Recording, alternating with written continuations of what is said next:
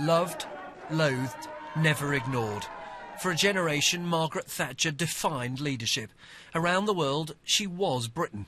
At home, she divided a nation. If all Margaret Thatcher had done was to reach number 10, she was guaranteed a place in history as the first and so far the last woman Prime Minister. Where there is discord, may we bring harmony. Where there is error, may we bring truth. Where there is doubt, may we bring faith. Inspired by her beloved father, Margaret had to fight to get on in a man's world, to get elected to Parliament, to unseat her party leader, Edward Heath, to reach a job even she once thought unobtainable. I don't think that there will be a woman Prime Minister in my lifetime. If it hadn't been for the winter of discontent, a series of strikes that left rubbish on the streets and the dead unburied, she might well have been right. The Thatcherite cure, anti-union laws, high interest rates, soaring unemployment, split even her first cabinet. It drove thousands onto the streets in protest. And it led to inner-city rioting unseen before in mainland Britain. Calls mounted for the Prime Minister to change course. You turn if you want to.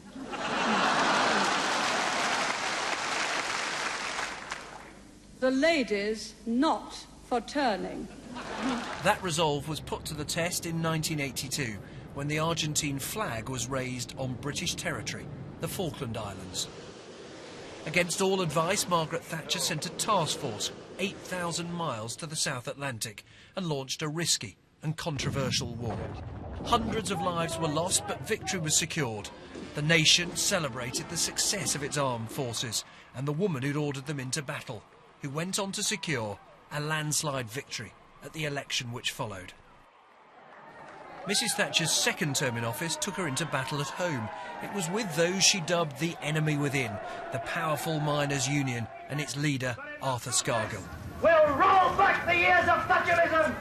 The confrontation between police and strikers left communities scarred, the union defeated and everyone clear who was running the country.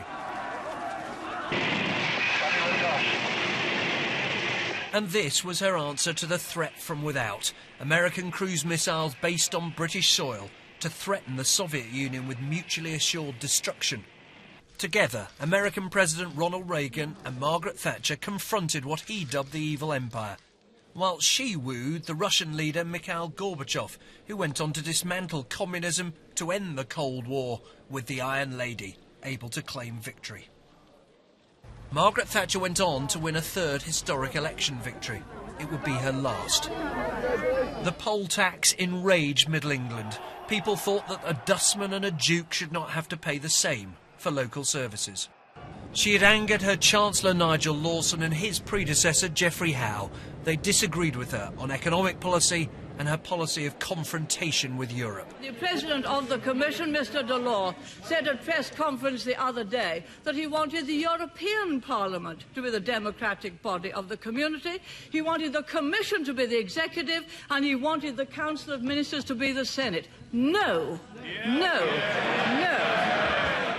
Michael Heseltine was manoeuvring to replace her. All he needed was an excuse. Geoffrey Howe's resignation provided it, and his attack on his betrayal by his own team captain. It's rather like sending your opening batsman to the crease, only for them to find, the moment the first balls are bowled, that their bats have been broken before the game by the team captain. A red-eyed Margaret Thatcher left Downing Street for the last time on the 28th of November 1990, having been told by her cabinet that she had to go. They concluded that the country had simply had enough of the longest-serving Prime Minister of the 20th century. For years, though people queued up to read and hear her views, she was shunned by her own party leadership, and of course by Labour, who'd loathed her so much. Until, that is, Gordon Brown tried to get some of the old Thatcher magic to rub off on his premiership, the surest sign that even those who'd been her bitter enemies now saw at least some of the benefits of the Thatcher Revolution. In failing health, and now alone after the death of her loyal husband Dennis, Margaret Thatcher unveiled her own statue in the House of Commons.